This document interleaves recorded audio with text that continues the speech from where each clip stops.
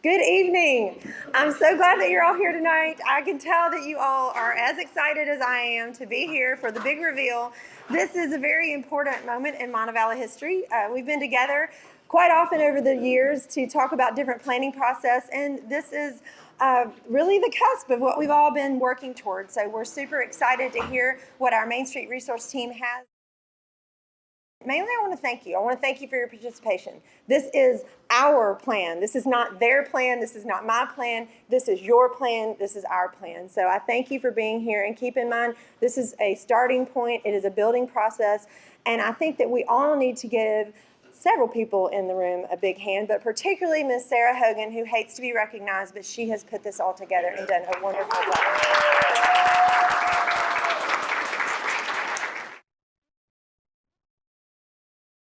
The ball, the queen of the evening, Miss Mary Helmer.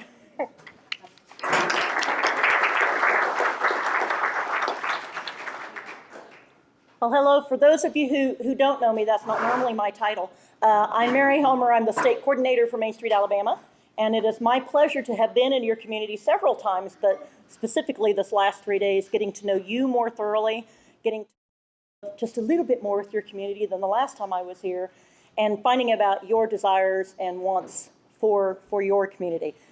And as the mayor said, it's not about what I want or what our team wants for where Montevallo wants to go, it's where you guys want it to go. So we had Monday night, Tuesday night, one of those nights, Tuesday night, a visioning session.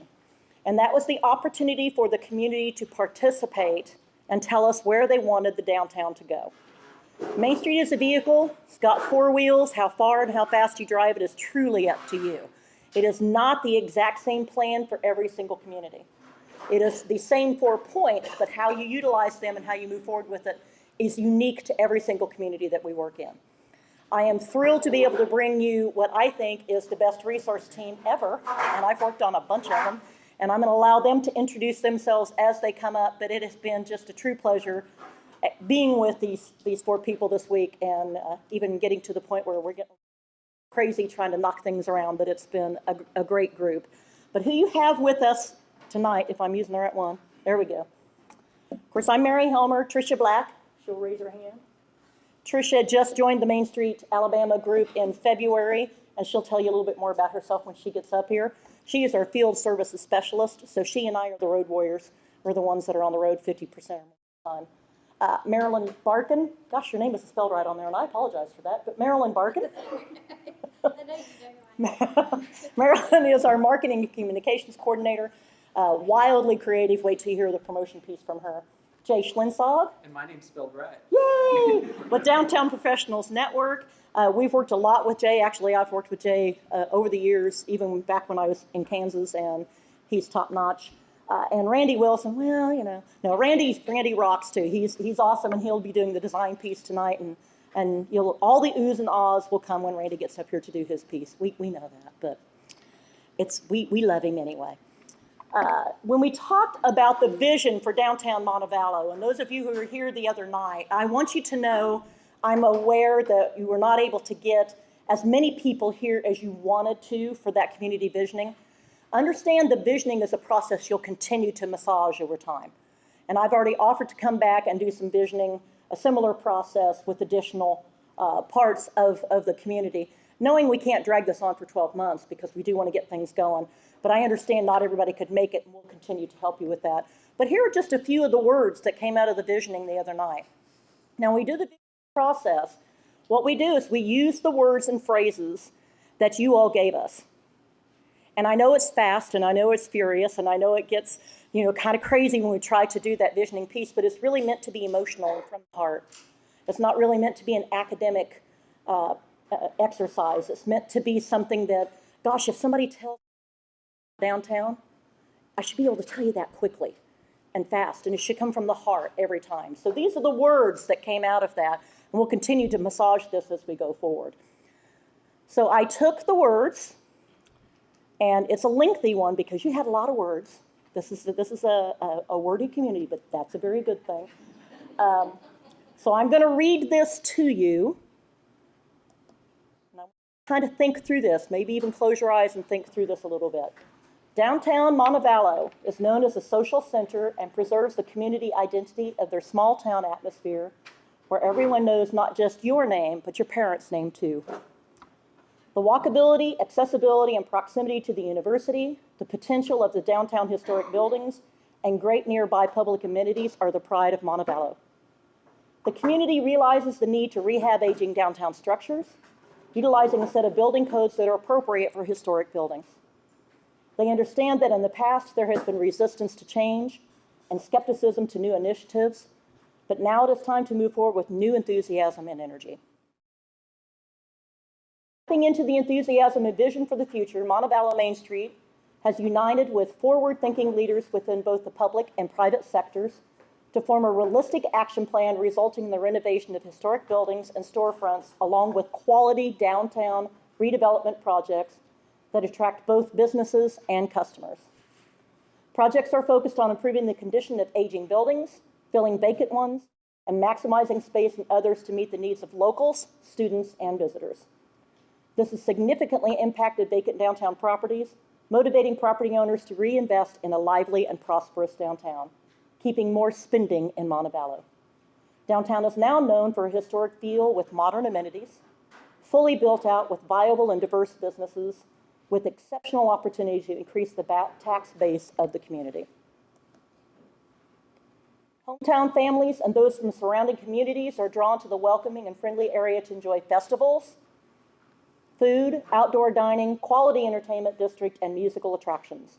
Montevallo Main Street will partner with the local school district to co-host events to bring the schools and the community together to celebrate the positive things that are happening with the children of our community. Locals, as well as those in adjacent counties, support thriving homegrown businesses, including restaurants such as a dine-in brick oven pizza place, a variety of retail shops, including a hardware store and antique shops, unique specialty merchants, and maker spaces. Downtown is the heart and soul of Montevallo and a source of pride for all who live here. Do you guys recognize your words in this? You know how hard it was to fit all your words into this? It's kind of hard. So give yourselves a hand. This is your vision for downtown. As I said, we'll continue to massage this, but a vision is quite long and lengthy. A vision really is your feeling for the future, where you want things to go. A mission is who you are. So there's a difference between what those two things are. The next time I come in and work with the Montevallo Main Street Board, or Main Street Montevallo, whatever you're calling yourselves, we'll spend some time pulling from this goals that would be put into work plans. And some of the work plan goals are going to come from what the lovely team behind me is going to talk about tonight as well, their recommendations and implementation strategies. So I'm going to turn it over to Trisha Black to do her part.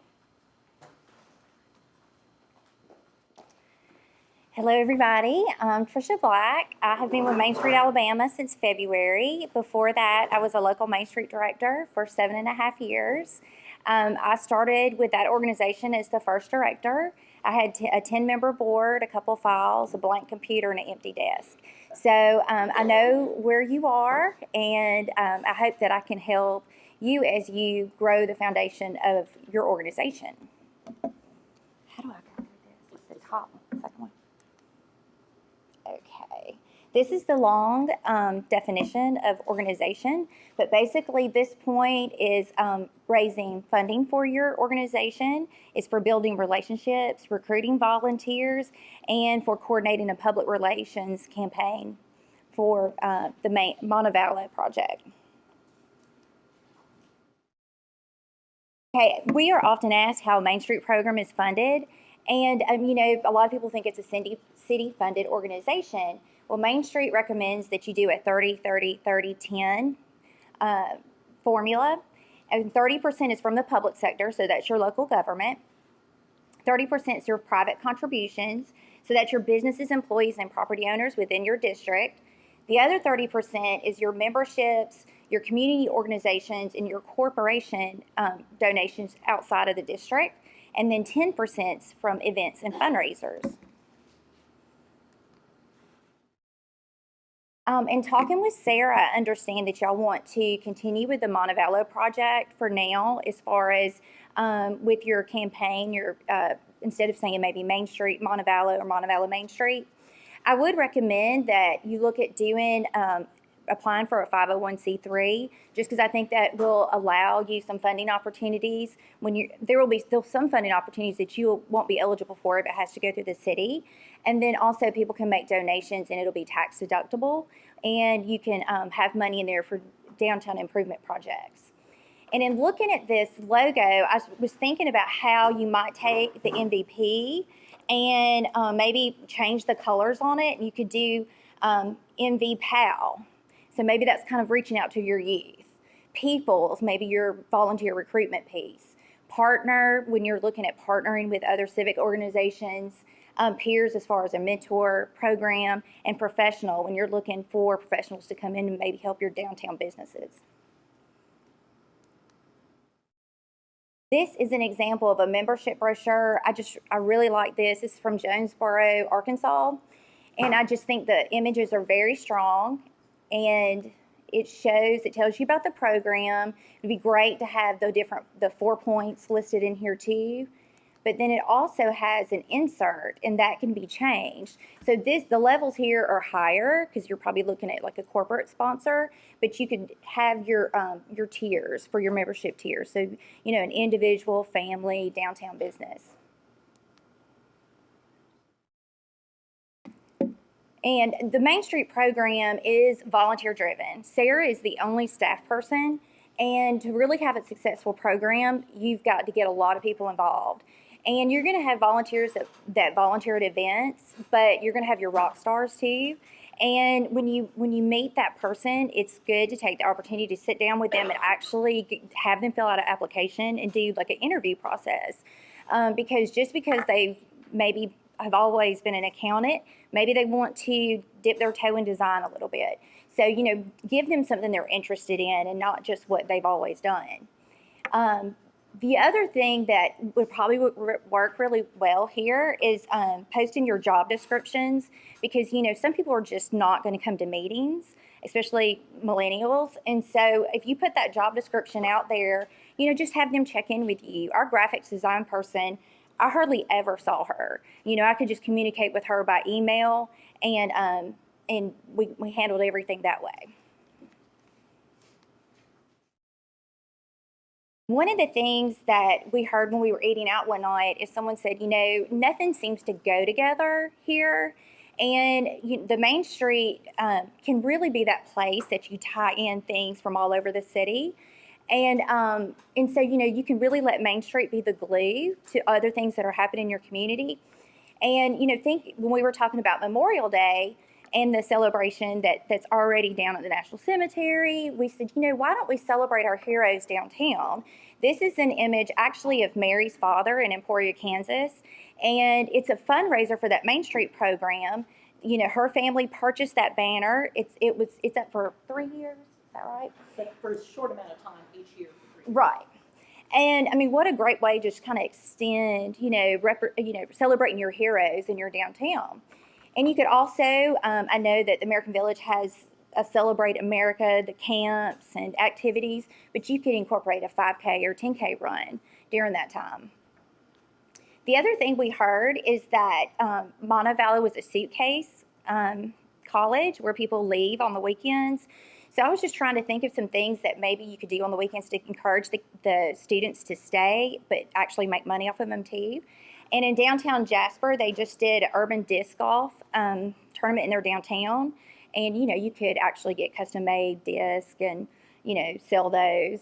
But also theme races. I mean, there's, the Twinkie eating race, or, I don't know, the electric race at night. I'm not real hip on all the stuff the college kids are into, but, I mean, that's the time that you want to get really quirky. So they'd want to participate.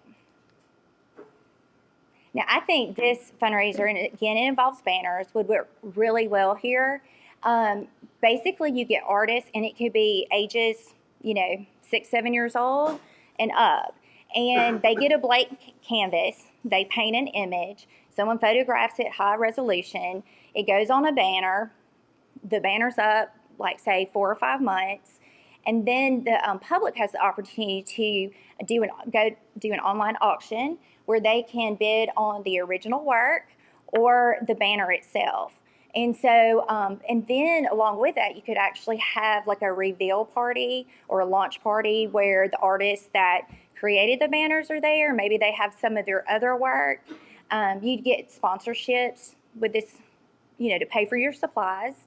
And this might actually, might decide to do some collateral things, neckties, mugs, glasses, calendars. And this was done, you can look at examples at Garden City, Kansas, and Rice Lake, Wisconsin.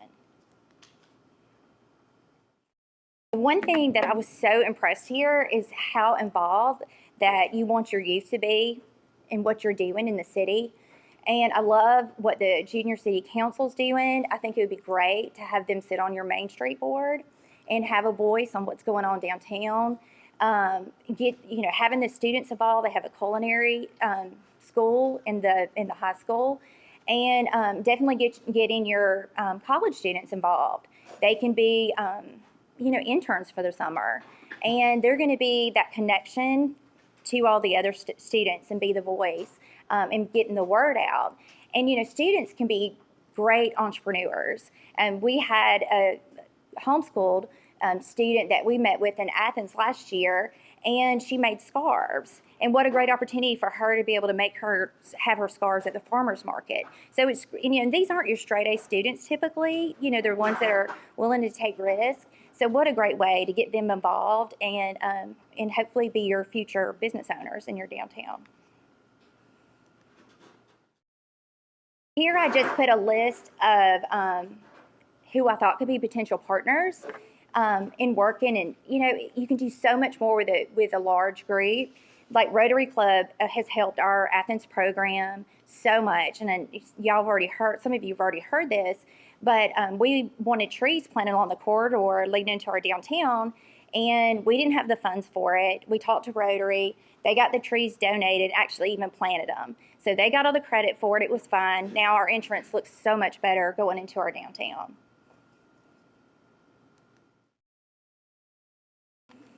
One of the things that we kept hearing is, how do you get the word out? And we're going to have to get real creative on the public relations piece. And, I saw the picture of the cats, and I just had to put it in there because I've seen so many cats since I've been here. Chamber chatter is, that's how everybody's getting their information. Someone mentioned the Alabamian, YouTube. We may have to think about doing some email newsletters that are going out, social media, but we really need to cultivate the relationships with the media. So it was so great to see 3340 here. So, maybe Sarah, I'm trying to look for Sarah. Where is she? Okay. Following up with her and getting press releases at her. Montevallo is worth covering. And so we want to give them some stories so they can put it out there. And this was something that in listening, it was like, we're not sure everybody's represented here. How can we get more diverse group involved in our downtown? And this kind of just popped in my head, and Marylon and I just kind of went with this today.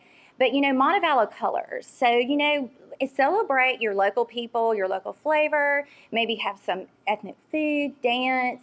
I put sidewalk art. There's just a lot of ways to go with that. But, let it be Montevallo, and let it be a reflection of your whole community.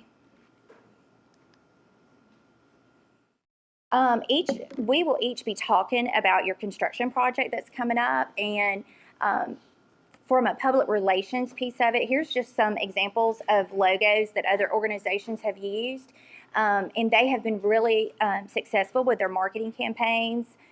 Dig Downtown Jackson, come in, we're open. This is one we did in Athens, getting squared away downtown, and you want to keep it out there in as many social media, your website, out there as much as possible so people can stay updated. The Main Street Downtown Open for Business is in Lafayette, Indiana, and their website is great. Sarah, you need to check on this because you will love this. They keep this website updated, but they have this little the two men up here in the corner. One is the founder of the city, and the other one is Lafayette, that they named the city after. And they go into the downtown businesses, and it's just quirky, silly YouTube videos, but they're getting a lot of mileage out of it.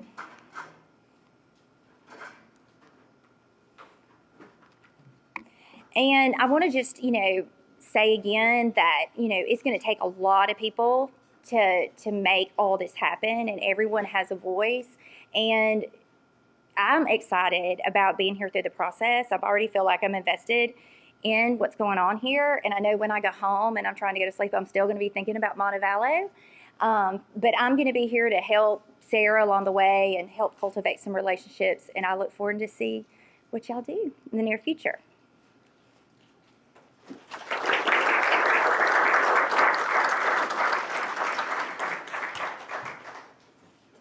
Thank you, Trisha. Hey, everyone.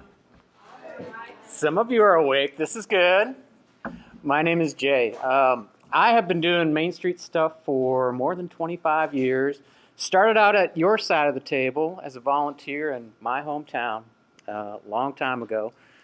Rose the ranks to Main Street director, basically sitting in Sarah's chair in 4 different communities. And then took a step back and became a consultant 16 years ago. But that's the way it goes, right? Really, truly doing this for 25, 26 years. I have to say that one of my favorite things is getting into a community like yours, spending time with folks like you that are bright-eyed and bushy-tailed and ready to get to it and doing Main Street. And that was really invigorating throughout the course of the last 3 days, truly. And I want to thank everyone that took time out of their busy schedules to spend with us. This is a big deal. The mayor said this is a big moment in the history, and I'm really happy to be part of it. I get to talk about economic vitality, and quite frankly, out of the four points in Main Street, it's the one that tends to be a little bit confused by folks, or in some cases just a little bit more difficult to understand.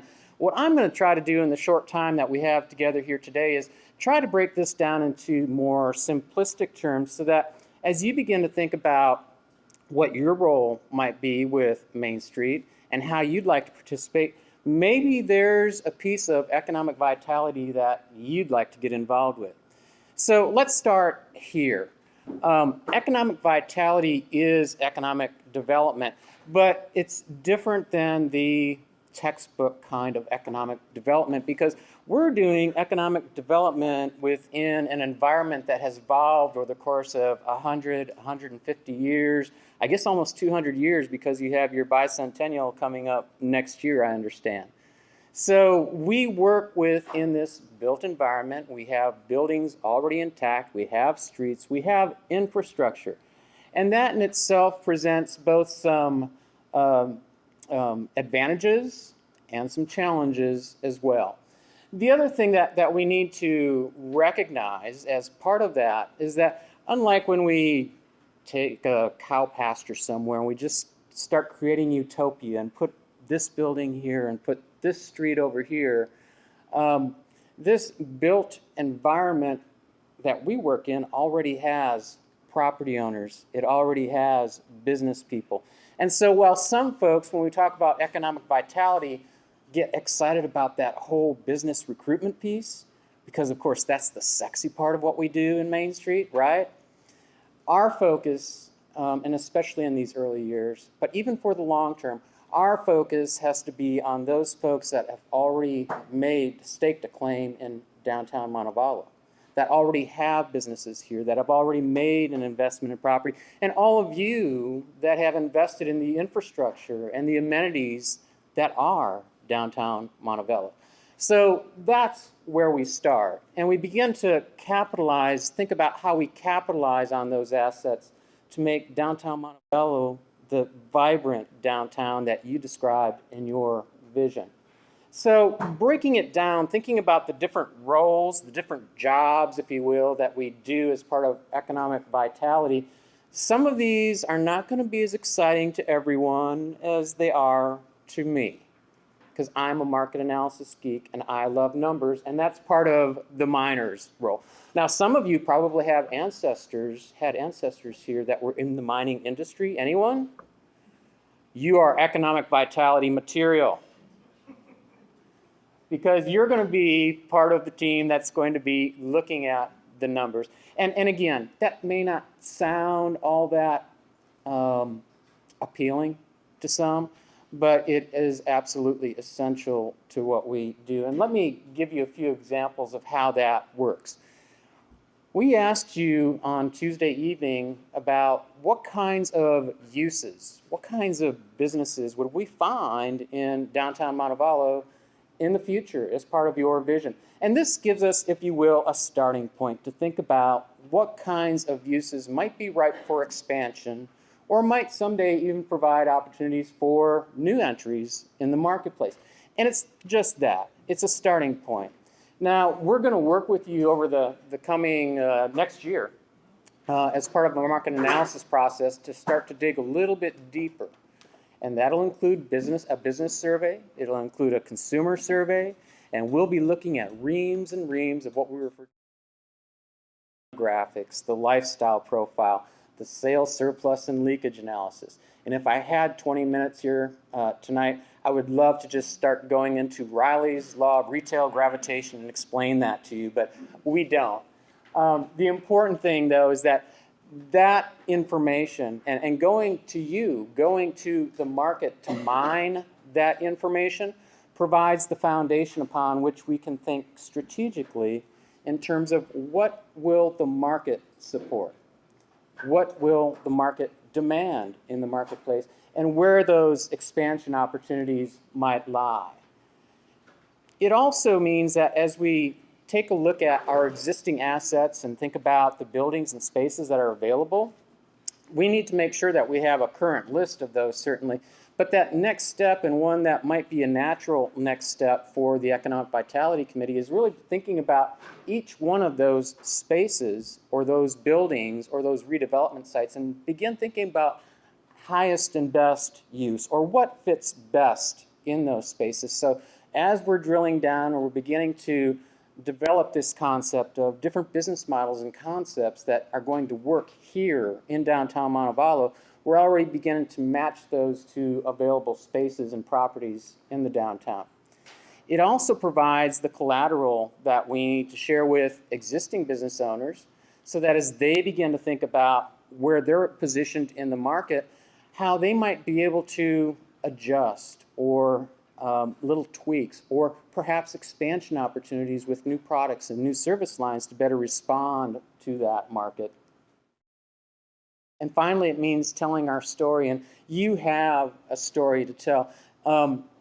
It wouldn't happen here, believe me, but there are other Main Street communities that when it comes around and it's time for the board, and in this case Sarah, to send those numbers to Mary about, you know, how many jobs were created and how many dollars were invested in private and public, and you kind of get this, oh, Mary, do we really have to do this? Yes. And she'll tell you yes, but as much as we want to keep Mary happy, this is really for our benefit. The mayor the other day started running off a list of the different improvements and the investments that have been made in downtown Montevallo in the recent years, and it is impressive. And that is the kind of information that we will get no place. We can't buy it from one of those information clearinghouses somewhere, and we can't even mine it as part of a survey. It only comes from you, and it really tells the story about this place and the investment that local folks and investors are making.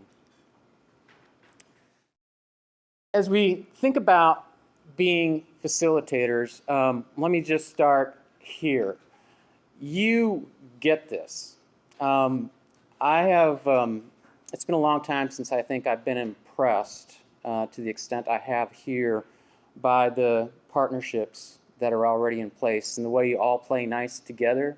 Now sometimes we get into a community and they like to put up this facade and make us believe that they, you know, all get together at the end of the day, get around the campfire and sing Kumbaya and all's good, and we know something's not quite right there. But it's really impressive here, some of the partnerships that are already in place, not the least of, and Dee's staring me down, so I'm going to try to make sure I say it right this time, Montevallo Development Cooperative District. Yes, I did it. This is a tool that, as a matter of fact, Mary and I were on the phone with an attorney yesterday and talking about different tools and programs around the state. And when we told him that y'all were using a cooperative district, he was impressed. He said that is one of the most underutilized tools used across the state. So in many ways, you are already ahead of the curve in this regard, and having the cooperative district in place certainly bodes well for this community, you as a community, to capitalize on opportunities and really shape this place as your own.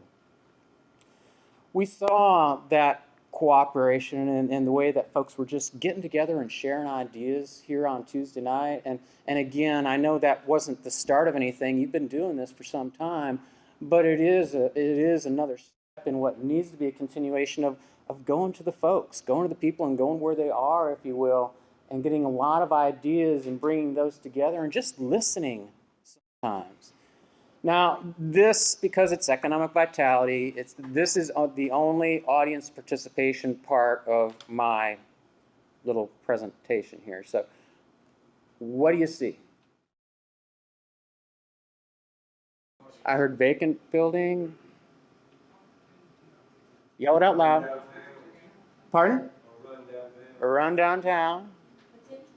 Potential. Opportunity. Well, you are on to something, young man, because gentleman by the name of Donovan Ripkema, who, if you attend the next downtown Alabama lab, I wanted to make sure I said that right too. The next laboratory, you will have a chance to hear from Donovan Ripkema, who is one of the longtime gurus when it comes to economic development and economic vitality. In fact, even beyond the Main Street world, working internationally now. He worked with Georgia Main Street program a few years ago, and he actually did a study and estimated the loss, if you will, lost economic activity of a small empty storefront. So in this case, you'll have a chance to see this in larger terms when we use it as an attachment to the report. But he came up with a number just short of $400,000 in lost economic activity for a smaller retail storefront or downtown property. Now, even if he was only half right,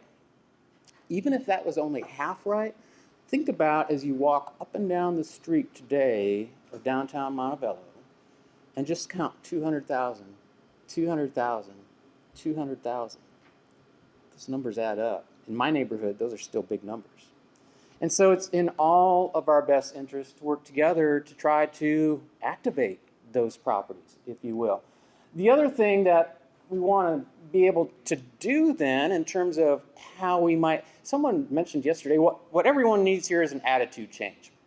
I was like, boy, I guess I better, step out and step back in with a big smile on my face. But he said, maybe it is an attitude change, or maybe it's just a different way that we talk about those businesses. And one example, could you imagine as you walk up and down the street the chance to not just focus folks on the fact that there's an empty storefront, but it's full of opportunity. And it's a very simple, yet it can be a very powerful way of beginning to change perceptions and really directing focus toward those opportunities that reside in the downtown district.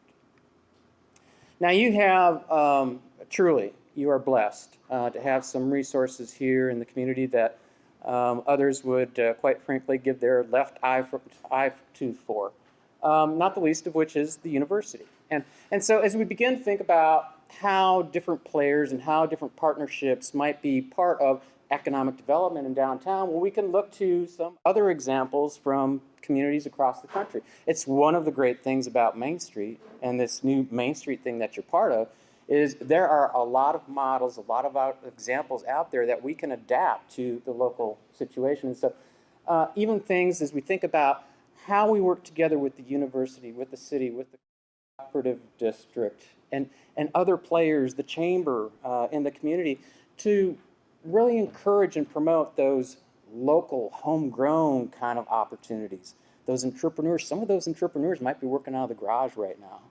And maybe there's a way that as we continue to work with them, nurture those ideas, that we can grow our own economy right here in downtown. And that can take on a lot of different forms.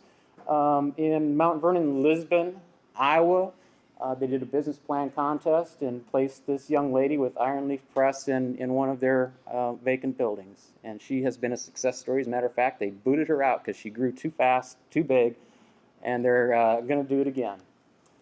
Same kind of thing in Red Wing, Minnesota, where they just completed a retail challenge. And the winner is going to be, as a matter of fact, next month, is going to be opening a new cycle shop in downtown Red Wing. And we're going to provide you examples, application materials that these other communities have used. I know when we've had a chance to talk about some of these ideas with folks that could really make this happen here, there was a little twinkle in their eyes. They started getting a little excited. Go Downtown, Grow Downtown was from Duluth, Minnesota. And this was a rather interesting one, too, because this little business plan contest grew to gain attention, quite frankly, across the country. It was even featured in the Wall Street Journal. And they started out working with building owners that had some available and vacant space. And then they brought in the chamber, and they brought in the university, and they brought in a number of partners. And they put together this whole package. And what happened is that during the first round, and understand Duluth is a little bigger place than Montevallo, but during that first round, the first round of applications, basically they were just looking for one concept from folks. They had about 70 folks submit. They narrowed that down to 15, and then those folks had to go through the full business planning course. And that meant doing pro formas, that meant doing business plans, that meant, if you will. Very last step was kind of that Shark Tank pitch, and 3 winners were selected. Now, one of those businesses never opened because of family reasons. 2 of those businesses opened, and they're several parts of the downtown Duluth scene.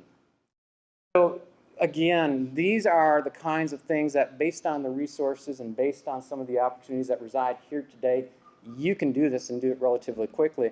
And the great thing is that we're working with local folks, using local ideas, using local resources, and growing our own economy. Now, there are some things that need to be addressed as you look up and down the street. This is going to come as a shock to some of you, but there is some confusion out there regarding building codes right now and inspections. And if I didn't say that, you'd say, well, you didn't do your job, or you're just trying to get out of here without us throwing stones at you or at your car before you leave. We heard that, and we heard that loud and clear. What I can tell you is that your city leaders have also heard that, and heard that loud and clear. And I can't tell you it's going to get better overnight, but I can tell you that they are working hard to get things right. When I say confusion, I mean confusion because really, and I don't want to go too deeply into it, have not changed. The inspection process has. But what the city is working on right now, and it's in draft form, I actually have a copy that I meant to take a look at and didn't have a chance at yet, is a process map that'll help folks navigate that process, and a point person that'll be there to help folks navigate that process. The process in itself, and working not just now, but even over time to continually streamline that and improve it and refine it is really important. What's equally important right now is once that process gets in place, we need to kind of get on the public relations train and let folks know that downtown is open for business. Because I can tell you is that the concern, the frustration that's out there, it gets broadcast pretty fast, pretty far, in a big hurry, and that black flag goes up when folks start thinking about Montevallo. We need to kind of nip that in the bud right now. And again, this is not something that has been lost on the folks that can make that happen here. I want to assure you they're working diligently. But that public relations piece of that is going to be at least as important. And putting that information in a user-friendly format that folks can walk through, that someone like me, even me, can walk through and understand is going to be vitally important. Also provide you some other examples that might be helpful to you. This business investment guide from Emporia, Kansas, here we go again, is just, quite frankly, it's one of the very best publications out there with a lot of different ideas for how you might go about working with your existing businesses to fine-tune their operations and think about how they might capture a stronger position in the market, but also for talking with new prospects and budding entrepreneurs.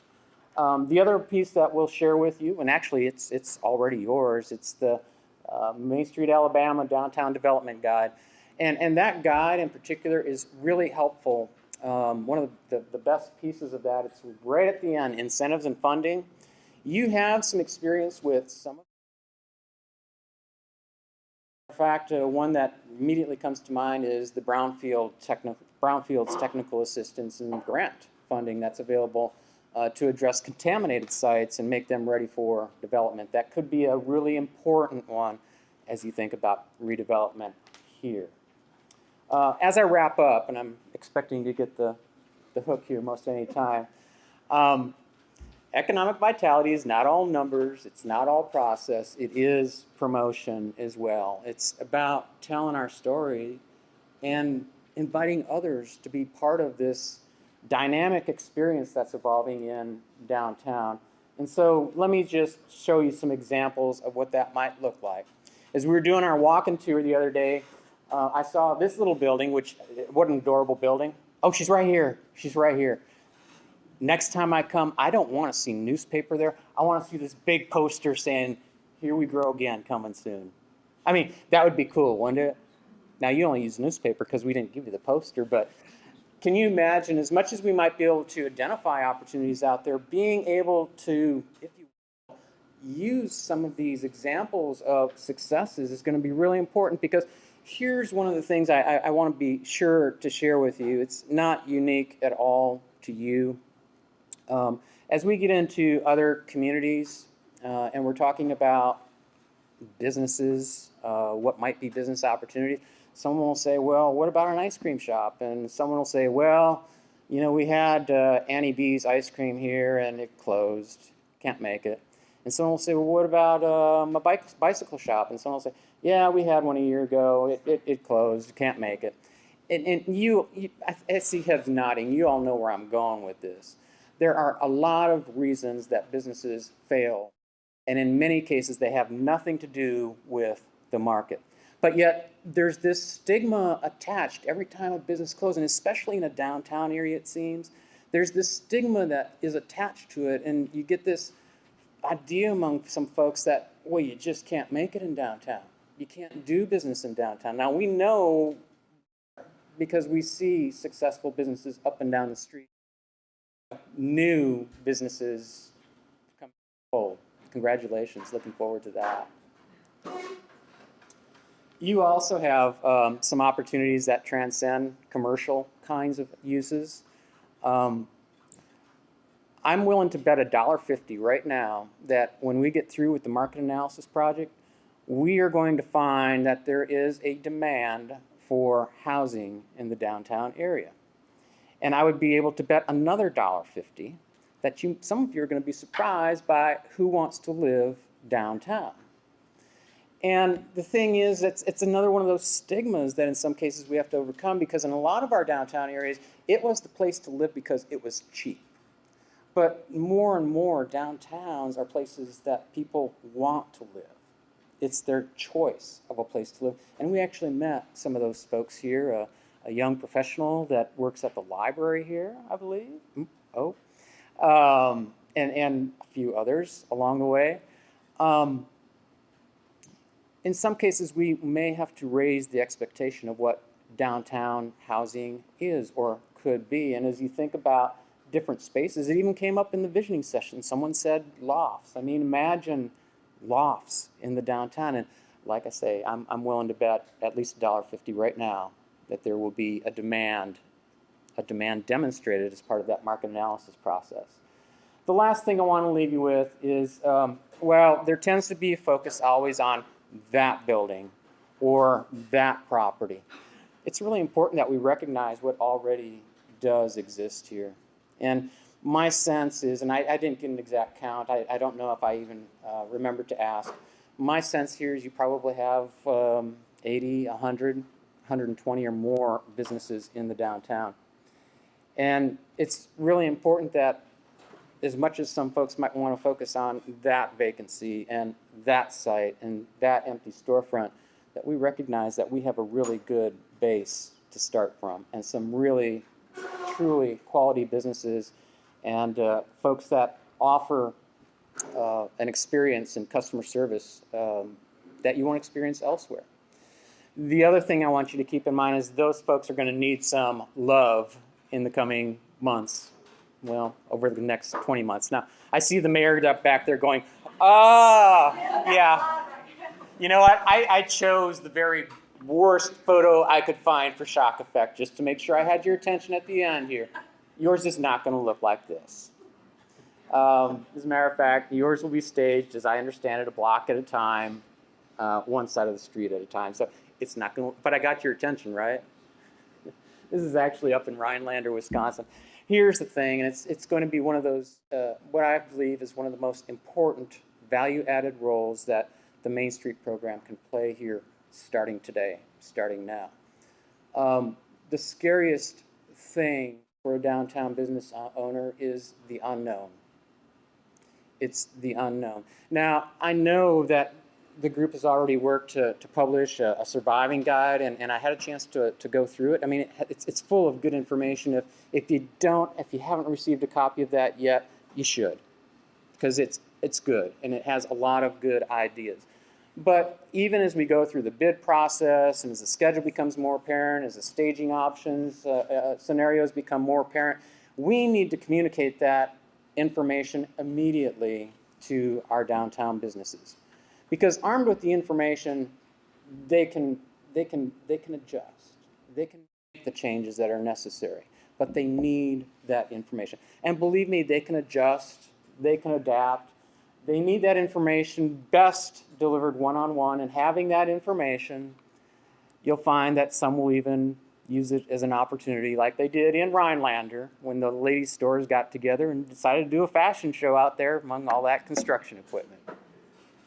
It's kind of the, how you adapt and not just survive, but thrive through that process. So thank you all very much. It's my pleasure to give you the amazing Marylon.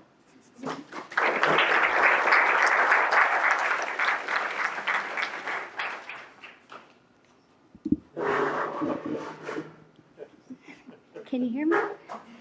My name is Marylon Barkan. I am going to share with you some fun, creative, energizing, and just fun things that you can do in your downtown to use promotion as a tool for revitalization.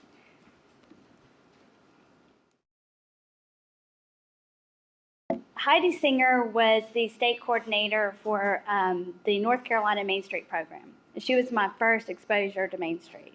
And she used to get up at the mic and say, in every community, take what you have, appreciate it, and polish it until it turns to gold.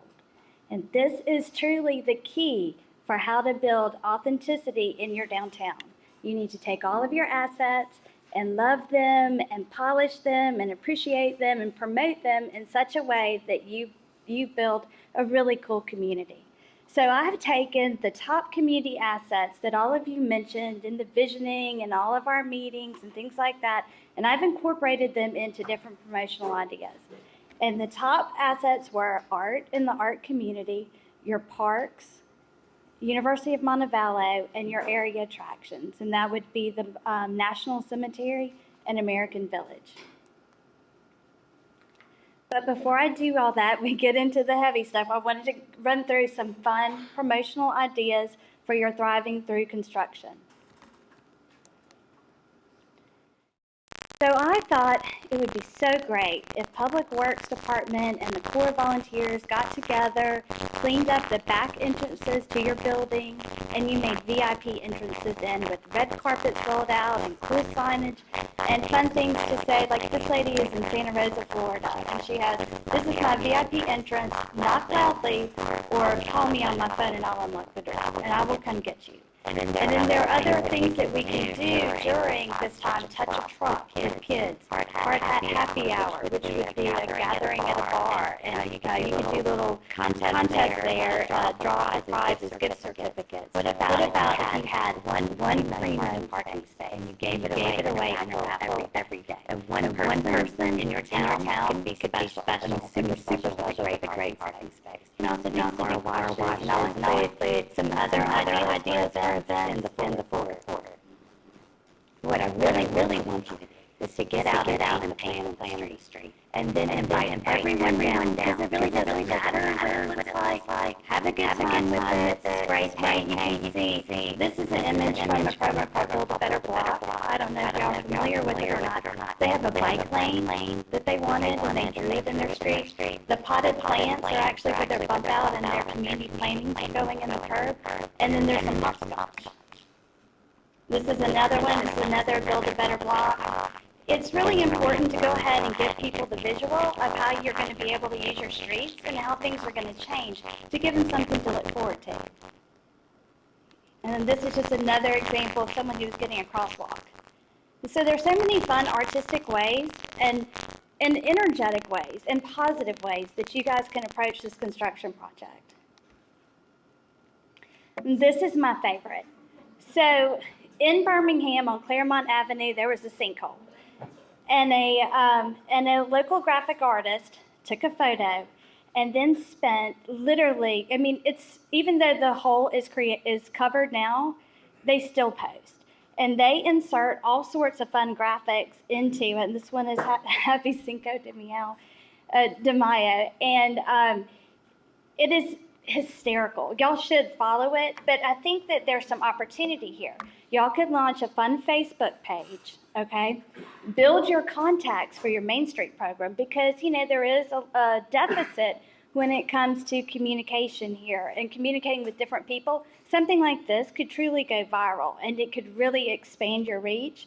But each block, each time y'all complete a project and start a new one, you can have a new guest poster, a new block captain, and that will keep it light and fresh and continually changing.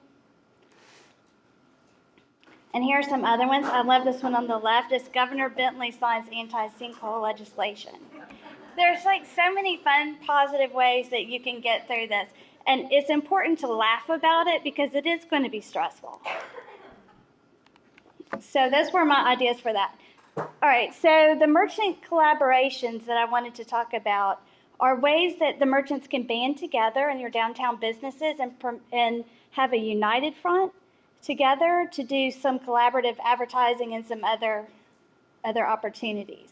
So on the left, this is a new brand that Main Street, Alabama just did with downtown Jasper, and that's the Jasper Square. It's actually a tiny little plastic card.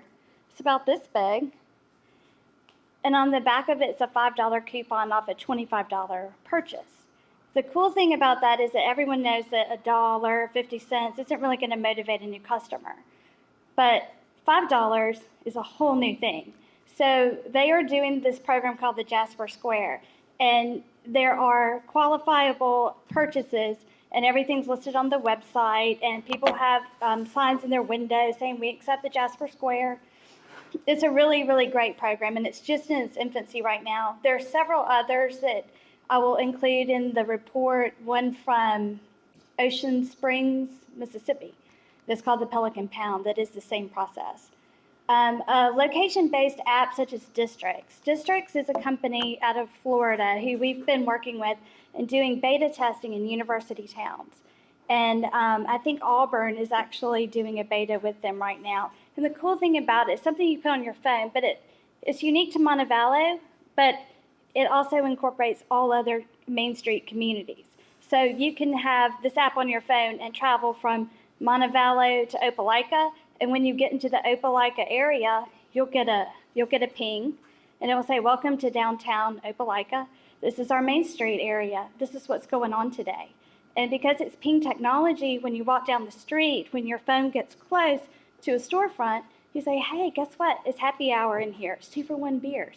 Hey, I've got a out-of-season dress sale. I've got this, that, or the other going on," and it's individual to each business. So we really, really like the Districts app. It's very cool. But there are other ones that you can explore, such as Prosper Walk and some other ones, but we'll also include that in the report. The Jasper Square campaign in Montevallo would work really well because you have so many travel sports teams that come in, and you could just go down to the field and pass these $5 coupons out and really, really capitalize on their presence. You could be at American Village. You could give them to new students. You can pass them out to citizens at different events and things to promote your downtown. And then I was thinking also it would be great if you could have the purple and gold crowding at night. Say it's a down night, I don't know, like a Monday night, and there's nothing going on, and you could put out an announcement, "Hey, all golds in this business in 5 minutes," and try to beat the other people by crowding and really creating some energy on a down night. So while we are encouraging you all to pull under one brand, we also like individual marketing. This is an example of guerrilla marketing. The guy sitting on the park bench really doesn't have an afro. The afro is on the wall behind him. So I like this because the barber shop is right next to the green space that is, what's the name of the park? Alcove Park, I think. But anyway, it's right there, and you could do different hairstyles on the wall. And people are going to go with their iPhones. They're going to snap photos right there. They're going to check in. They're going to say, "I was at this barber shop." You could go to the Mexican restaurant. You could have sombreros out there. People could stand and have the hats on and photograph again. You could go to the vape store. You could have crazy hairstyles made out of smoke. These types of things are really fun. They're inexpensive. You can put them out there quickly, and you could really, really grow your audience. So the university partnerships I was thinking about would be to really make sure that downtown has a nice presence at the Back to School Bash, a united front with all the merchants, not just 2 or 3. It looks good, but it could be better. We want all of the merchants downtown to be up there to give the students a taste of their food, to give people a taste of what's available in their store. Because this is the first time these kids have actually chosen where they live. You think about it, they've been with their parents all along. This is their first time that they're in charge of their relationship with the community. And so I really think it's a great time to capitalize on that. And that first opportunity is at the Back to School Bash. Then the art department has done some great things with the elementary school already. So I felt like it might be ripe for a program called Young at Art.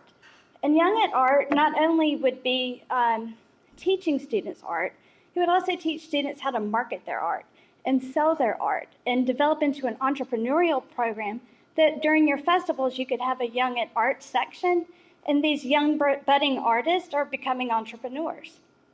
We could do pumpkin carving by students and display it downtown. I have a great image of that. They do that at Auburn University, and it's so cool. It used to be called Carvitecture, but they've changed it to the Great Pumpkin Carve. Then the app usage and the beta testing that we talked about earlier, and a gift from the Main Street merchants to the new students, like maybe a water bottle with your brand on it to say, really welcome. And that first week or two, maybe just a pin on your shirt or a sticker that says, we're glad you're here. Just, again, to foster that new community feeling for the students.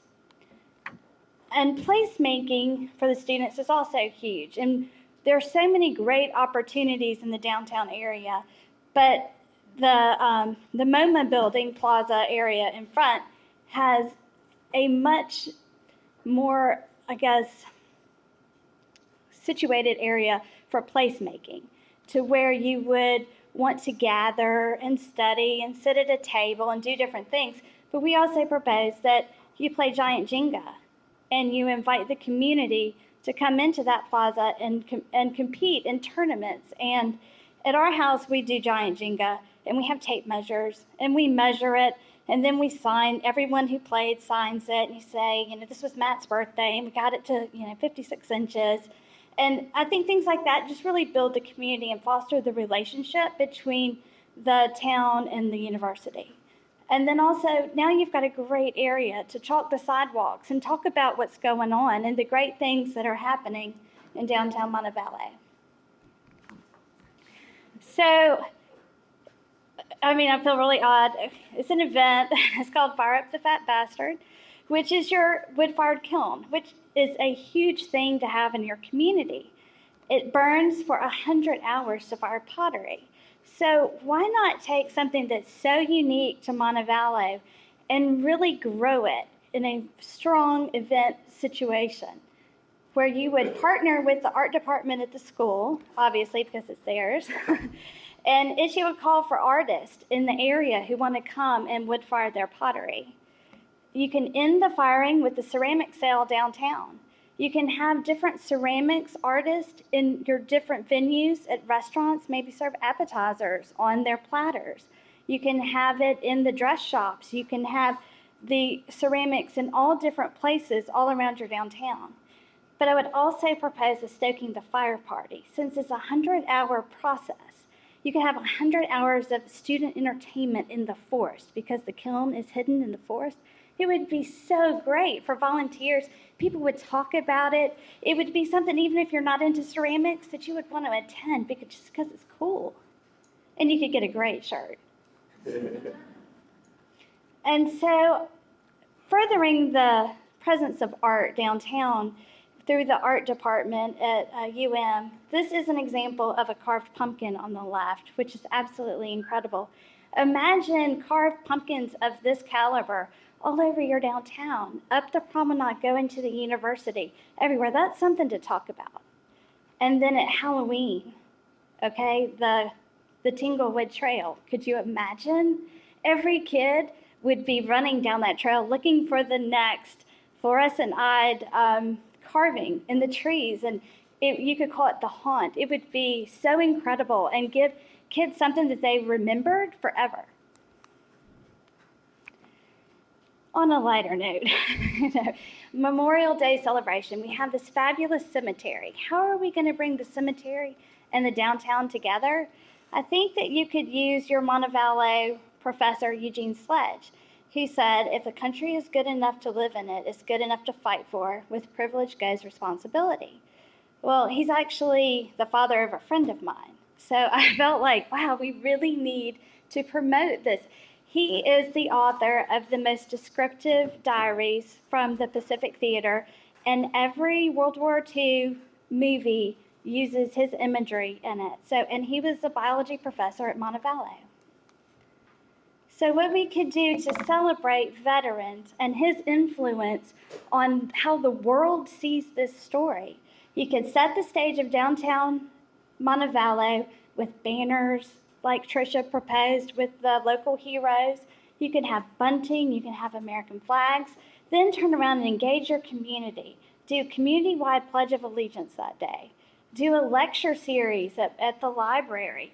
And I've already contacted John to see if he would come and do a talk about his dad's diaries to kick things off.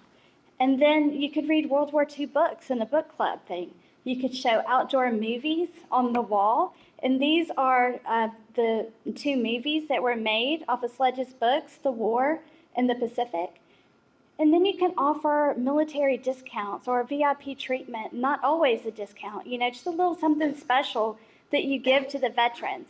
It would be so great if every kid who approached a veteran who was wearing an identifier got a salute from a kid.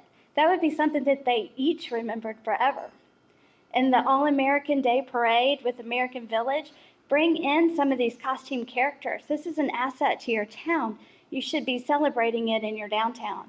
Before you go to do the fireworks, you could pre-order dinner boxes at your local restaurants and take it with you. And you can cross-promote with American Village at your children's youth camps, the YMCA camps, the different summer programs that you have to teach them about great speakers and American history.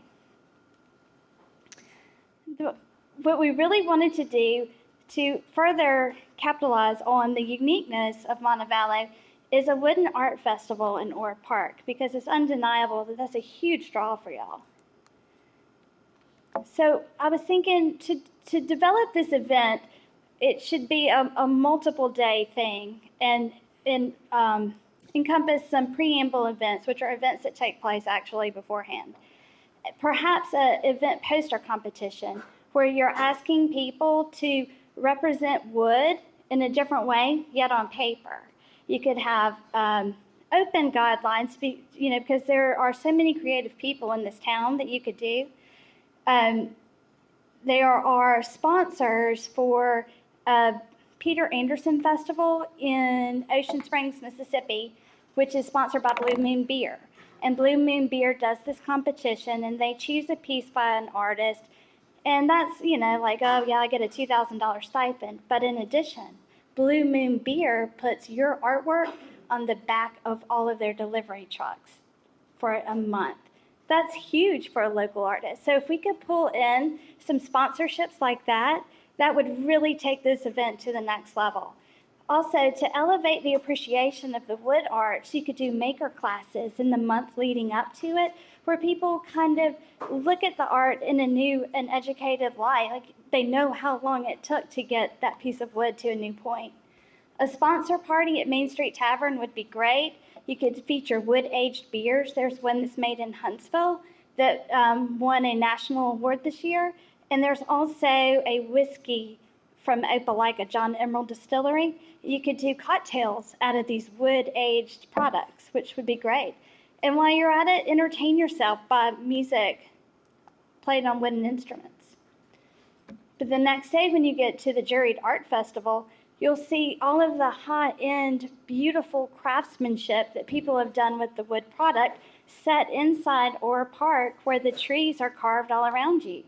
And you can have demos all through the park with chainsaw carving, wood turning, hand tools. Again, incorporate the Young at Art section. Your food could be wood-fired food. Your local restaurants could introduce a new item on their menu that has a smoky flavor. You could use your high school culinary arts program to smoke barbecue out at the park. And again, you could have your wood-fired cocktails. But there was also a food truck that I found in Huntsville that has a wood-fired pizza oven on the back. So if you're going to have outside vendors, keep it true to what the event actually is trying to promote, which is wood. And then finally, I'll just say, Main Street promotions should be fun, and they should feel good, and they should have an authentic vibe about your community. There are so many things to say about Main Street promotions, but they should make everybody smile. You should either feel like, wow, I got really good customer service, or that shop was great, or man, I just saw the most incredible piece of woodwork, or I just got my picture taken with, a giant afro. I played Jenga on the lawn. You want everybody to smile, and that's what it's all about, because when you have that fond memory, you're going to want to come back, and that's what we want for Montevallo.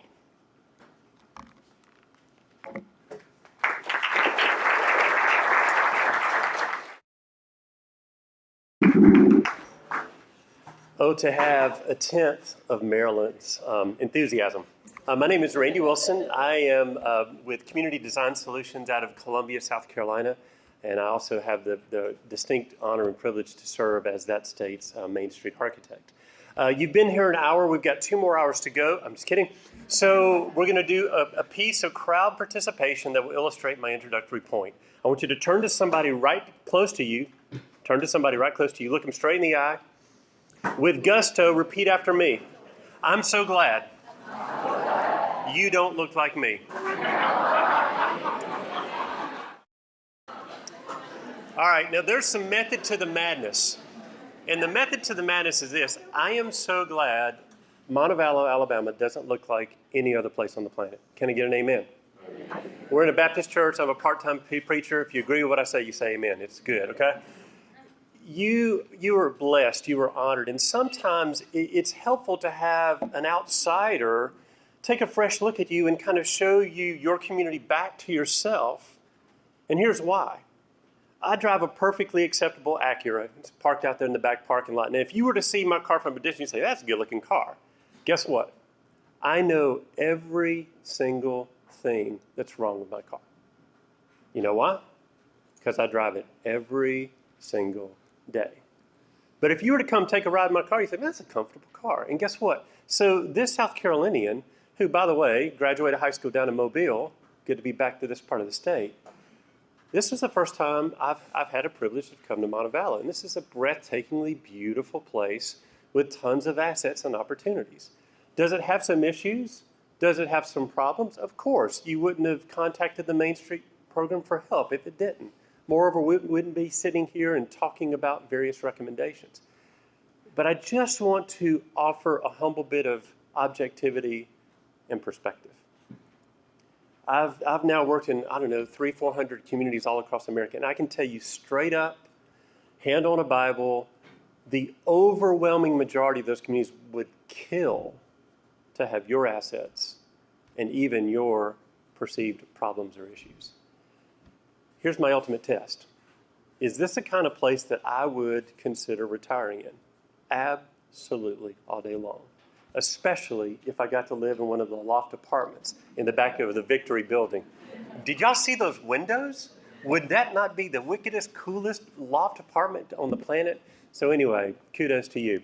I like to illustrate the design recommendations along 4 thematic recommendations. And the first has to do with what I call narrating the journey. And it begins with gateways, because what is true of a place, or I should say, what is true of a person is also true of a place. And what I mean by that is you only get one chance to make a first impression. And so you must absolutely take advantage of each of those opportunities and put your very best foot forward. And in many, many ways, you already do that. Here's a number of different gateway treatments either used by the city or by the university. Stellar examples. But I also want you to think about those gateways not solely related to call emotional or perceptual arrival points. In other words, when do I feel or when do I experience arrival in the downtown? In my humble opinion, the way I came into your town on 119, this is where I feel like I've arrived at 119. And I just saw a lot of your faces and you went, oh no. Well, that's okay. This can be enhanced. Matter of fact, that's what we're about to see. But my point is at places like this, I think it's very important for you to treat those with a certain level of care and greet people and welcome people. And so I've prepared a photo rendering of some illustrations. We're going to go back and forth because I want to illustrate a number of things. So here's the before and here's the proposal. Now don't panic. The first thing is you're going to say, that sculpture already exists at UM. Of course it does, and that's precisely one of my points. But allow me to unpack this illustration and why I've chosen certain devices. The first thing is you'll notice some crosswalks. Guess what? I don't care if a human being never walks on them. I still want them there. Because the introduction of that color and the texture as a car rolls over it will do 2 things. The first is it's going to calm or slow the traffic down. And number 2, it's going to perceptually make the traveler feel like I have arrived at someplace special. I need to pay attention. All of a sudden, the presence of these banners cast your eye, and it starts to bring and narrow the visual cone back into the narrow travel width. More importantly, what I want us to do is recapture this entire triangular space for a lawn. And in that lawn, let's put some, again, all of this is kind of arbitrary, frankly. I don't really care, but a planter or a fountain, a sign. But here's the key. This is where we need to start making these connections to the kind of assets that Marylon alluded to.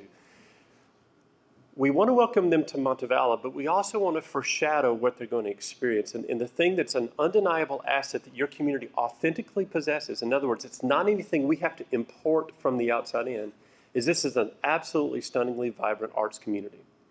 And so make a really bold statement right there. And that's the reason I chose the sculpture that already exists at UM, because that is the scale that needs to be in this place. It would be appropriate at this place to do a second gesture. There's a certain trick that we designers do sometimes, and it's called design by distraction. And there were certain people who expressed concern that the 2 main gateways into our town existed subsidized housing. Now, first of all, the thing you need to know from an outsider looking in, This is very attractive subsidized housing. But if you consider that to be a problem, then there are ways to kind of mitigate that appearance. And the first thing is design by distraction. You put something over here that's so stunningly gorgeous that you don't even bother to look to the left. Okay, so that's the first trick. And the second trick is to put buffers, in the form of trees, bushes, banners, and the like. Lastly, I realize this building is not owned by either the city or the university, but if you could, this might make a very strategic visitor center because, again, to me, it's the perceptual arrival point to the city. We heard quite clearly from the university, who is not unlike the chamber, who is not unlike industrial recruits. Every single smart person is going to narrate the path that they want a traveler to take through the town to their arrival that puts your best foot forward.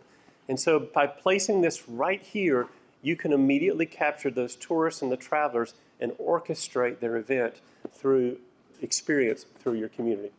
So again, one last time before and then after. Hopefully you like after better. Wayfinding. So the next thing we need to do, yes, we've said hello and welcome, but now we need to drop breadcrumbs along the way and lure them to the places where we want to take them. And that's precisely what wayfinding does. You take your gateways and then you use trailblazers to welcome them secondarily. And then you use these markers to promote just a few key assets and destinations around. And you weave this all the way through the community, first out far, where it's vehicular size, and then when you get close into town, it becomes more pedestrian scaled. But again, the whole notion is to provide clear direction to these assets in a very consistent and professional manner. Here is the dynamic that you are facing here and why this is also important. It's not just important because it looks good and it's helpful, but you all are facing this interesting dynamic that is akin to most communities that exist on interstates. And it's what I call the interstate dynamic, whereby somebody will get off on an exit, they'll go to the first convenience store or fast food joint, fill up, get back on the interstate, leave, and then you ask them, did you visit the city? And they'll say yes. And the reality is they missed it by a few miles. Your version of the interstate dynamic is American Village and National Cemetery, where people will travel to those destinations, they'll visit those, then they'll get back and go back. And if you ask them if they've been to Montevallo, I guarantee you they'll say yes, but they missed you by just a little bit. And so part of the thing is the burden is on us to lure them and to drop breadcrumbs to take them to the places we want to go. And wayfinding is certainly one thing that can do that. Another very simple gesture you can do that you've done a little bit, I love on the promenade how you have done what I call cross-pollination of banners.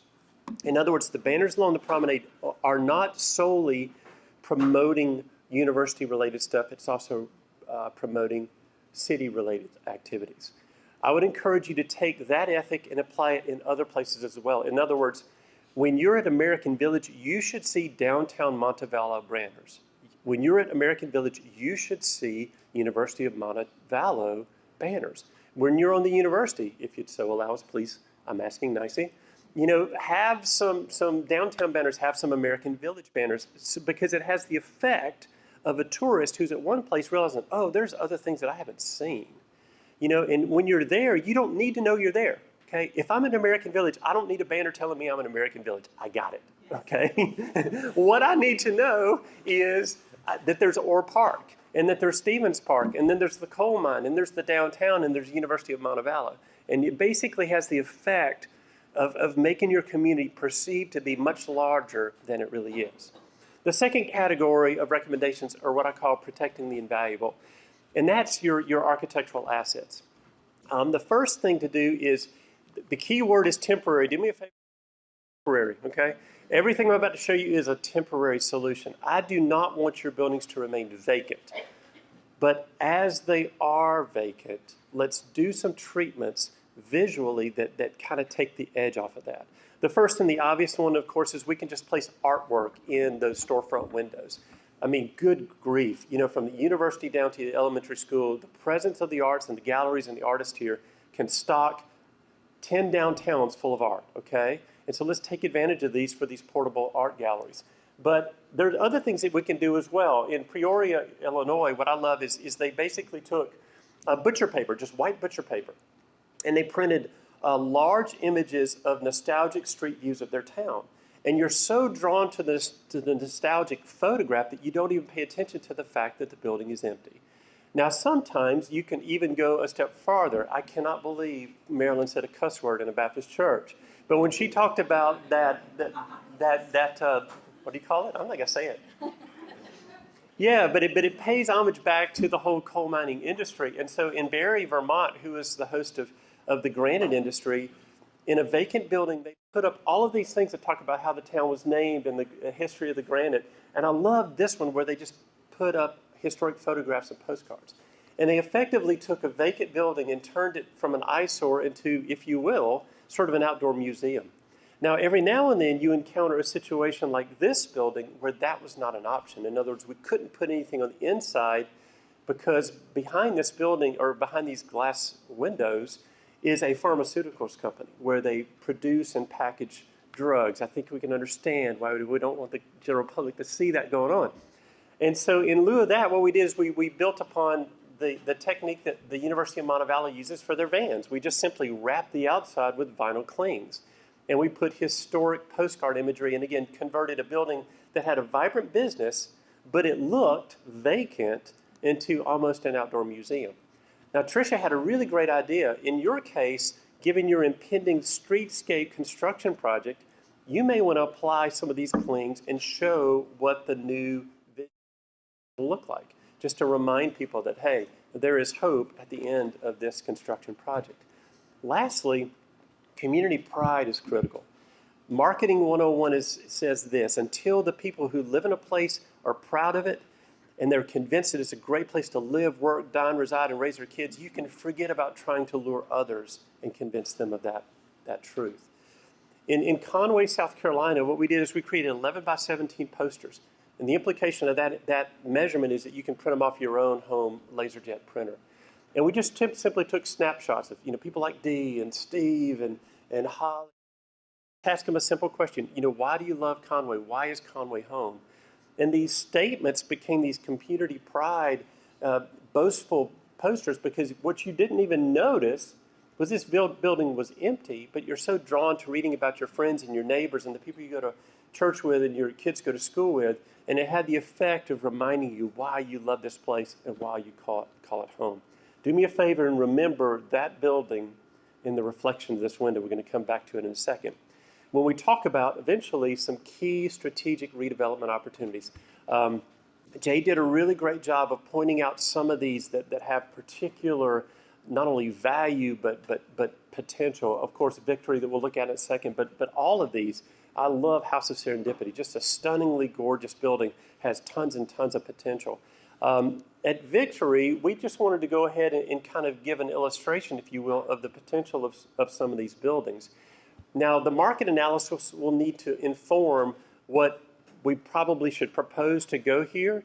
I agree with Jay. I'm willing to bet the farm that housing is going to prove to rise to the top of your market demand opportunities. And again, can you imagine living in an apartment back there with those full light windows, parking your car underneath? But for the front area of the building, we think a retail venture would be a really great thing. And we heard a lot of sentiment for brew pubs. And so we thought we would rebrand this as the Victory Brew Pub, which who would drink a beer in there? Yeah, absolutely. And again, it just takes a building that was anchoring a really prominent corner kind of at one end of terminus of Main Street, and now all of a sudden it becomes sort of a destination venue. And again, I just think this would make a great opportunity. I wasn't probably entirely accurate, but this is probably somewhat similar to some of the bump outs that you will enjoy in your new streetscaping campaign. The other way we're going to protect your invaluable assets are using the tools like the wonderful Downtown Design Guide that Mary and Main Street, Alabama have produced. Going forward, I would encourage you to do one more thing. Where's Herman? I saw Herman earlier. Hey, Herman. Herman and the city staff, they did a great job crafting some design guidelines that they finished in February. And also, Jay has already addressed very wonderfully and diplomatically the whole issue of code compliance and how there's been sort of a misunderstanding. The codes haven't changed, just the way they've been enforced. And so going forward, as we massage all of those things, we would encourage you to do one final thing.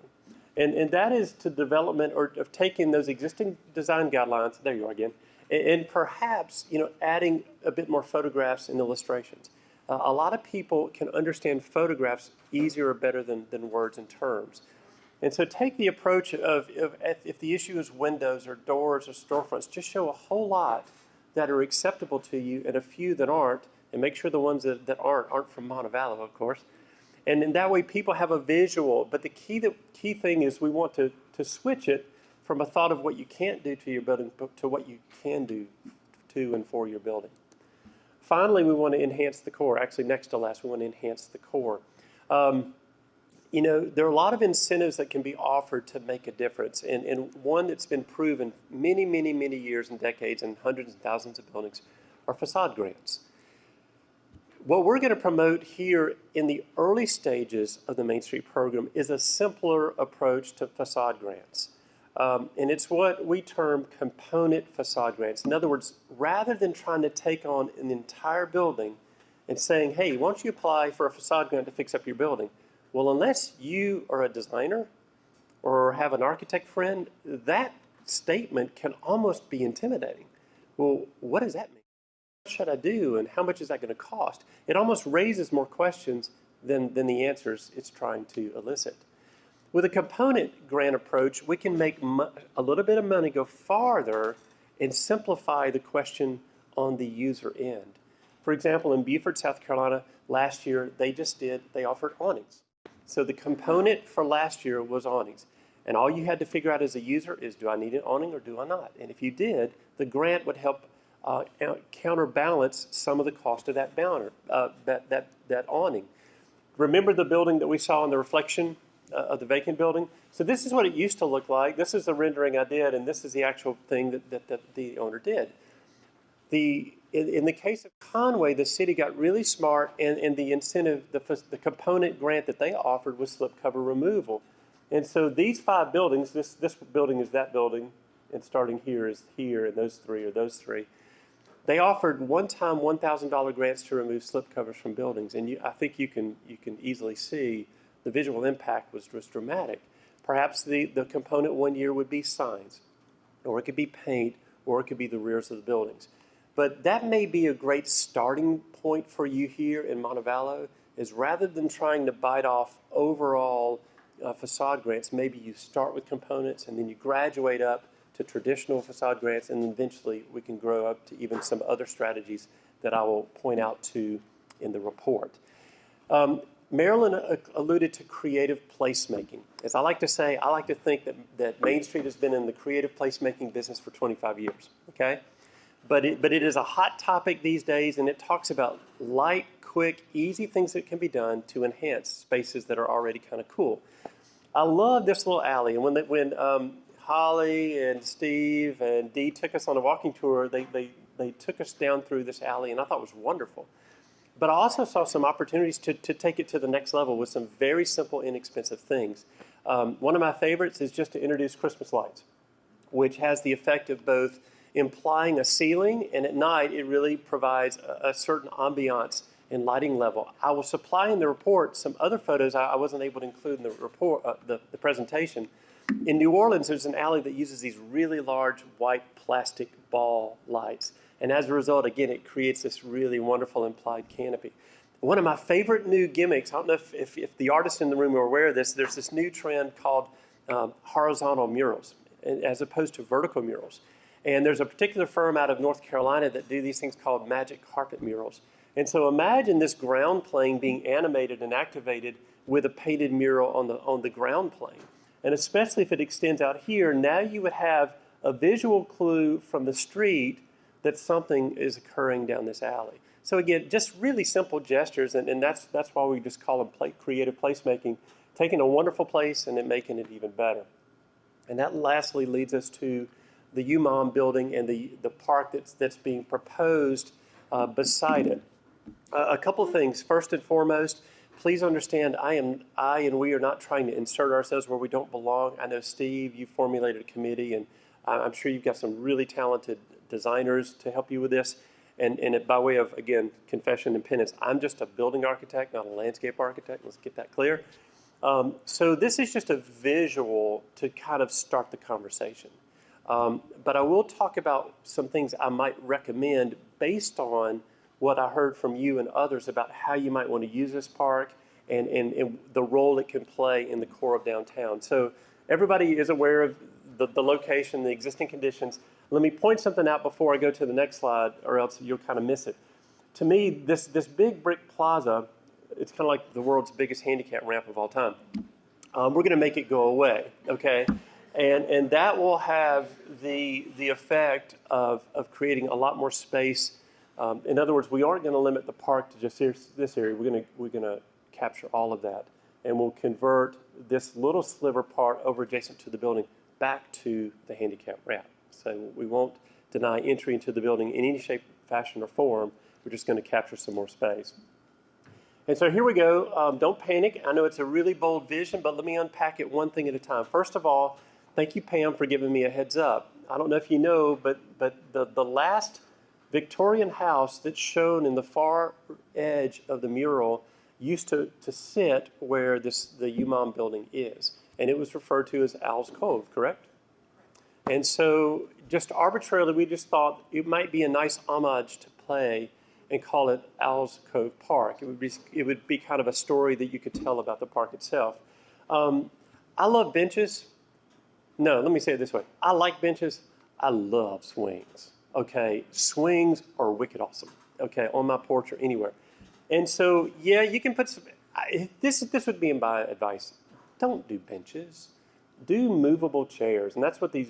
It's hard to see from Europe, but these are green and yellow, highly vibrant color, movable portable chairs and tables. If there's one lesson we learned from Bryant Park in New York City, perhaps my favorite park of all, is people will actually respect those things as a part of the community good. And people want to be able to move these things and arrange them so that they can be with their friends, if it's a group of 2 or if it's a group of 7. And the minute we stick a table in a hunk of concrete and do the same with the chairs, the life just gets sucked right out of the place. And so give people the freedom to move these things around. And that's why we like swings over benches, because swings move. Does anybody understand I love swings? Okay, I love swings. And so over here on this edge, we're going to have some swings that kind of, it's up to you. Maybe some face the park, some face the street, so y'all can watch the construction. Others are weaving through the park itself. The sidewalk would come on down, and the only thing I would recommend is, I would recommend really strongly a splash pad, okay? No vertical elements, just a ground level fountain activated splash pad. And here's why, because you're going to get maximum use out of it. We heard over and over again for the community, we need things for our kids, we need things for families, we need things for our kids. The other thing I heard is you wanted this to be a concert or an activity venue. And so the splash pad is the hard, flat surface, which is not terribly large, can become the staging area. In answer to your question, Steve, please don't build a permanent stage. Let that be portable. And the splash pad creates a nice, hard, flat environment for not only the stage to go, but for giant Jenga to be played. Who wants to play giant Jenga in the park? I do. And so again, that way you're just getting multiple uses. Now, I cheated. That's okay, I can do that. I moved this up. It really needs to be tucked way down, but you wouldn't have been able to see it, because the buildings form this natural V and almost an amphitheater where maximum acoustic benefit for a band that's set up on a stage down there. Now, the reason I chose a sunset sail as opposed to trees, I want to put the trees on the perimeter, but I want to keep the interior pretty open. And the reason for that is so you have maximum flexibility, and if you want to project movies, I heard somebody say, I don't like that building because it has big blank walls. Guess what you need to project outdoor movies onto? Big blank walls. Okay, but if we have too many trees, which, by the way, I love trees. I mean, I really, really, really love trees. But in this case, keep the interior rather free so that you can have flexibility and you can project the movies. And the sun sail, you can either keep the tarp up or you can take it down depending on the event and the venue. So that's, again, one last time before and after. And last but not least, I didn't point out, but, supersized banners, drop those in there, whether you want to celebrate some of your local heroes or the arts, as it's alluded to in these banners, be great. Last but not least, cast a bold vision. There's no substitute for leadership, casting a bold vision. You've done a great thing, but we need to know where we're heading next. Perhaps America's greatest inventor, Thomas Edison, said, a vision without a plan is a hallucination. Tuesday night, you all came up here and you did a great job of creating a vision. And now what we need to do is grow some legs on that vision. And in my humble estimation, you need to create a plan. The good news is this. You have done a great deal of prior planning that I think is exceptional, whether it's from the comprehensive plan to the strategic planning, to a 2000 study by Auburn University, 2009, particularly the downtown redevelopment plan with Gresham Smith, I thought was particularly good. But the deal is communities aren't static, and your community has changed, and you've implemented these amazing projects, whether it's UMOM, the Tavern, and of course you're about to do a wonderful streetscape project. It would prove you well in a few years to do a very thorough master plan that considers all of that prior planning and all of your current initiatives and points and tells you this is where we're going to land in 5, 10, 15 years. And I just want to say this for the record for all the elected officials in the room and for Herman as well. You know, the value of a master plan is not solely related to casting a vision and telling you what to do. It is also an objective basis by which you can say no to things. I find so many city councils and municipalities making mistakes out of tyranny of the bottom line in dollar. They say yes to the first development opportunity when it may not be the best one. If you've got a great master plan, a roadmap for the future, then you have an objective basis for saying yes and no to opportunities that arise. But the key thing is I want to encourage you to make it highly visual, because does those reports get you excited? No. Things that excite you are pictures. Aristotle said that the soul never thinks without a picture. And I can bear witness to that. I boast about my wife all the time. I'm married way over my head. She's a brilliant doctor, but she doesn't understand two-dimensional drawings, which is a real bummer when I come home and she's not excited about what I did, you know? And so, you know, she will literally say, you know, what are those pink rectangles? I'm like, those aren't pink rectangles. Those are infill buildings. You know, she says, well, what are the green squiggly things? I'm like, those are trees, you know? But all you have to do is show them a picture, and then everybody gets it, and people get excited. And so I would encourage you to go forward and create a picture, a vision of where you want Montevallo to be 5, 10, 15 years into the future. The beautiful thing about the Main Street approach and what Mary's doing in this sequential process, you have the resource team now. And next year, you're going to work with Jay to have a market analysis. Shortly after that, you'll do branding like they did in Jasper. And so you'll have this very holistic, balanced approach to the future of your community. And so the last piece of that leg is the physical piece itself. And so again, you'll see collateral like this out of Jay's work. You'll see collateral out of this, out of your branding work. And then I hope you'll hire a Gresham Smith or a firm like that will give you a plan that is highly visual so that everybody can understand it. Again, that's that same plan that my wife didn't understand, and this is the visuals so that she could. And again, this just gets people excited. Now all of a sudden, this isn't just a rundown mill. This is actually an opportunity for a ball field. You know, this isn't just the back of buildings. It's an opportunity to create a farmer's market. And so that is my humble admonition to you, is after you craft that vision, is celebrate it and promote it widely. Create an executive summary poster. Most people aren't going to take the time to read a report, but create a poster that summarizes your big vision and plaster it all over. And the benefit of these, you can fold them up, and every time you apply for a grant, you attach it with it. And these grantors realize, wow, these people know where they're heading, and therefore I see how my money will be purposeful towards their intended future. Thank you very much.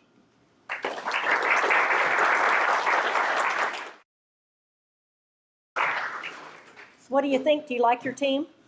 Pretty good, aren't they? Give them a hand. They're awesome. So just to wrap up, I wanted to let you know what the next steps are. This is being recorded tonight. Randy always does a really good job. So you'll have the PowerPoint presentation that we're using tonight, along with our explanations of them as we go through the process. So he's super, and he always takes care of me on that. So the next step, we're going to be delivering the strategic planning guide that's developed by the resource team, because we've been here 3 days. Now they're going to go back, they're going to flesh out these ideas and provide you with a guide that'll lead you through your first 3 to 5 years of your program. And that'll be delivered in 6 to 8 weeks. Once your committees are in place, you do have your director hired, and we love Sarah, so good choice. We'll come back in and we'll conduct a full day training, including the work plan and the goals. We're all about implementation. Main Street is not about, gosh, isn't that a pretty plan that you put up on their shelf, and then 5 years later somebody says, you know what we need? we need us a plan. Well, no, you're going to be working this plan, and we're going to be with you along the way to get the plan where you want it to go. So we'll be back in to do that. We give you assistance with your general design guidelines, and Randy pointed that out. It's already on the Main Street Alabama website, so it's easy for you to see. And we've already provided a printed version to Sarah. We also come in and do an annual assessment of the program to just kind of see, where did you want to go? What did your community say you wanted to do? You want to go next year? Because sometimes, frankly, you get this beautiful picture in your mind and you can't get past the picture. You can't figure out how to get there. Our job is to help you figure out the steps how to get there. I'm coming back on August 9th. One of the big things that was requested is that we spend more time in the community with different groups.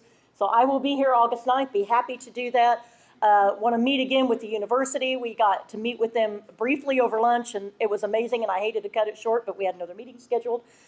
So you'll see me here on August the 9th, and we'll see what we can get scheduled there. Want to give a plug for our upcoming conference. It is August 22nd, 23rd, and 24th in Birmingham, and it's all about design. And if you like Randy a little, or you love him a lot like we do, he's one of our speakers. So you get to see, where did he go? There he is. We get to see Randy again. The design guidelines are available on our website for free. Just go to, it's under the training and resources tabs, and you can download those and have a quick look at it. And I never want to leave a community without you understanding that Main Street is economic development. Main Street is about making sure that you enhance that tax base of the community. That was something that came out in Tuesday night's visioning. We want to enhance the tax base of the overall community. That's what we want to do. It fosters the entrepreneurs, because no one is going to love your downtown like the people who live here and are already invested here. It builds that community capacity. How do you build those partnerships and bring people in that you've never thought about bringing in before? And it creates that partnerships among key groups that you may not have considered before. So those are the things that are kind of coming up. We're a little bit over time, but I wanted to make sure that everybody had the full amount of time to talk to you guys about what we're doing. We love Montevallo. We're excited about being here. We're excited about being back. You'll see myself or Trisha, Marylon's, maybe electronically, maybe for real, we don't know, over every month at least for the next 12 months while we get you guys really, really going on your project. So thank you so much for your time. We appreciate it. I don't know if you... I have two things to say. First of all, you love Montevallo, we love you. You guys are great. So let's take 10 minutes again. I have two very important announcements. First announcement, I want to say don't leave. And I don't mean don't leave tonight, because you obviously need to leave tonight. But don't leave this conversation. Don't leave this initiative. Don't just come with these great ideas and let them fizzle out. The worst thing we can do is do this and sit it on a shelf, or expect Sarah and a few select others to do it that continually come to meetings. I want to see all of you involved in everything, and bring your friends. We need you. We want you. We care about you. Second, and most importantly, from Mr. Hale, is there's a big old storm coming this way. We've got a severe thunderstorm should be in here around 6:20 to 6:30. So get out. Thank you. Good night. Oh, grab some food on your way.